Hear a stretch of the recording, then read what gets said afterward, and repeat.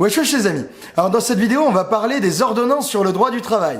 Alors elles viennent d'entrer en rigueur un peu avant le mois d'octobre et comme c'est des ordonnances un peu fourre-tout, il n'y a pas eu de débat parlementaire, on n'a pas toujours eu l'occasion de rentrer dans le détail de tout ce qui se passe dans chacun des points. Et nous dans cette vidéo, on s'est dit que comme maintenant c'était ça notre droit du travail, autant qu'on soit au courant. Donc on vous propose une synthèse de 4 points essentiels de ces ordonnances pour que tout le monde sache à quelle sauce on va être mangé dans nos relations de travail. Le premier point important à savoir, c'est que les ordonnances vont faciliter les licenciements abusifs. Dans ce qui concerne les licenciements, il y a deux cas.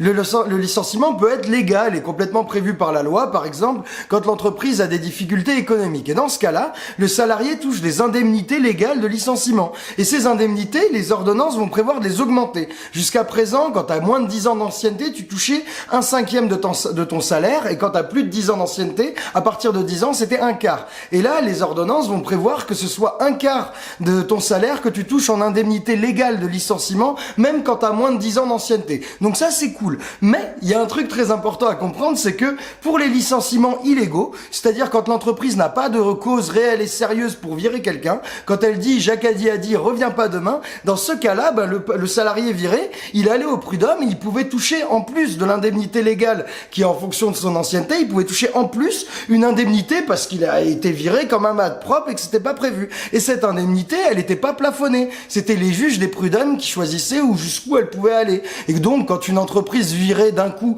50 salariés pour augmenter ses marges, par exemple, les prud'hommes pouvaient dire, bon, écoutez, vous foutez de notre gueule, on va vous dissuader, et ça va être cher. Et là, ce que prévoient les ordonnances de Macron, ces ordonnances vont mettre un plafond, c'est-à-dire une somme maximale que peut payer n'importe quelle entreprise qui se sépare illégalement d'un salarié. Et donc, il n'y a plus de sanctions dissuasives, les prud'hommes ne peuvent plus dissuader les entreprises d'aller trop loin et de dépasser la loi en licenciant illégalement des gens. Et donc c'est pour ça que ces ordonnances vont organiser une porte ouverte, ou en tout cas vont faciliter les licenciements abusifs et illégaux. Remarquons un truc au passage, il faut absolument plafonner les indemnités en cas de licenciements illégaux. Ça, les prud'hommes ne doivent pas mettre trop d'argent pour faire payer l'entreprise quand elle se sépare de manière hors la loi d'un salarié. Ça, faut le plafonner. Mais par contre, les parachutes dorés, qui parfois coûtent des millions aux entreprises, le PDG d'Airbus, c'est 80 millions son parachute doré. Ça, il n'y a pas besoin d'encadrer. Donc c'est assez intéressant de comprendre que l'entreprise, pour se séparer d'un salarié, parfois elle a le droit de payer quand c'est un grand dirigeant,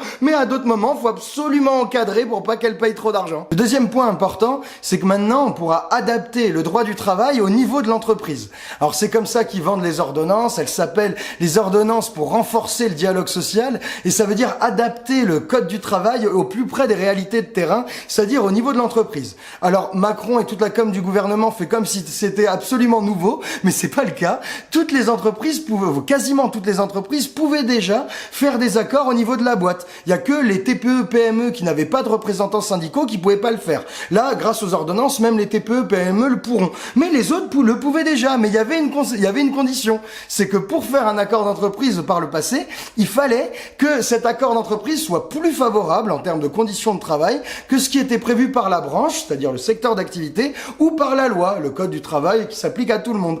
Et ça, depuis la loi El Khomri et les ordonnances de Macron vont encore plus loin en ce sens. Maintenant, l'accord d'entreprise ne sera plus forcément plus favorable aux salariés que ce qui est prévu par la branche ou par la loi. Et donc, la loi El Khomri, elle permettait par exemple de faire travailler plus, d'augmenter les horaires de travail ou de baisser les rémunérations. Et là, avec les ordonnances, par exemple, on pourra vous sucrer des congés ou enlever des primes. Donc on voit que ces négociations au plus près des réalités de terrain, ce dialogue social, il va forcément aller vers le moins bien pour les salariés. Parce qu'on imagine mal qu'il y ait besoin de faire un référendum d'entreprise ou de grandes négociations pour donner 1000 € de prime en plus à tout le monde. L'entreprise a qu'à le faire, tout le monde sera d'accord. Donc, si on organise cet accord d'entreprise, c'est pour négocier vers le bas. Et donc, ça va nuire aux salariés. Mais n'oubliez pas qu'il y a un truc, c'est peu compris, mais ça va pas faire que nuire aux salariés. Ça va aussi nuire aux entreprises. Parce que quand deux entreprises sont dans le même secteur d'activité, sont concurrentes entre elles, s'il y en a une qui fait un accord de boîte, qui par exemple fait en sorte que les travailleurs travaillent plus en étant moins payés,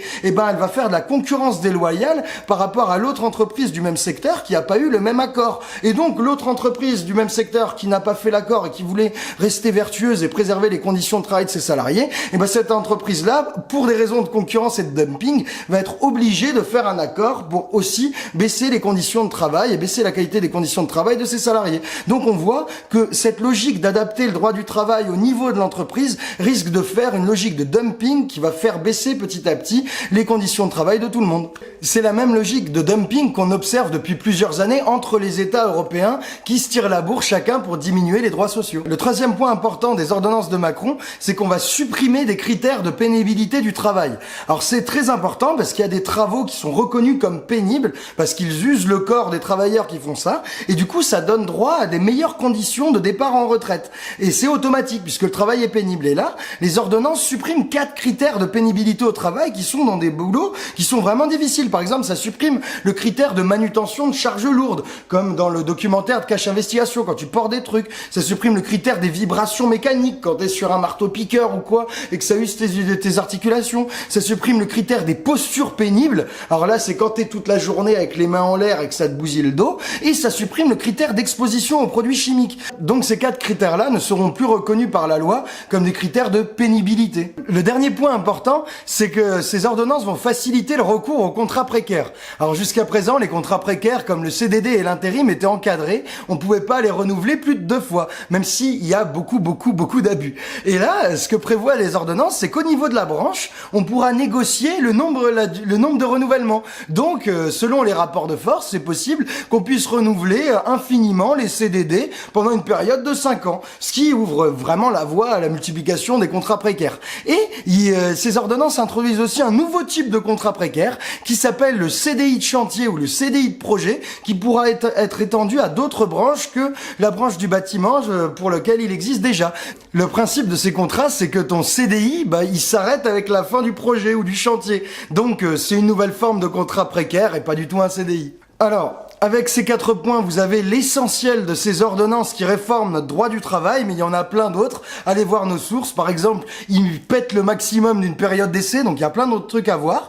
Et toutes ces modifications, toutes ces réformes, ils la font en pensant que casser les protections que donne le droit du travail, ça va permettre de faire baisser le chômage. Et on vous invite à regarder une vidéo qu'on a faite, d'ailleurs c'était Steph devant la caméra, où on démonte en parcourant 30 ans d'histoire de la science économique, où on démonte complètement l'argument. Il n'y a aucune preuve que baisser les protections du droit du travail fasse baisser le chômage. C'est de la foutaise, donc ils n'y arriveront pas. Donc allez voir cette vidéo. Et surtout, faites passer le message parce que ces ordonnances maintenant, elles donnent la réalité de notre droit du travail. Et donc il y a plein de gens autour de vous qui vont être embauchés dans ces conditions ou qui vont voir leur boîte changer les conditions de travail avec les accords d'entreprise et faut informer tout le monde. Et nous, on se revoit très vite pour une autre vidéo. Ciao les copains!